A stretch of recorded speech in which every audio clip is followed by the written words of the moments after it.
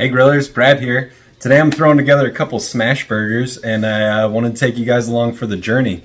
So what we need, pound of beef and then a little bit of seasonings. You could go pretty crazy with this. Some people, sometimes even I do it. You could throw bacon, onions, peppers, whatever into your burger. Today we're keeping it simple.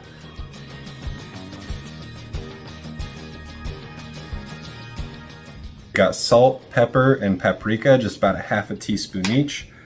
And then I'm gonna use some white pepper and onion powder just to add a little extra flavor.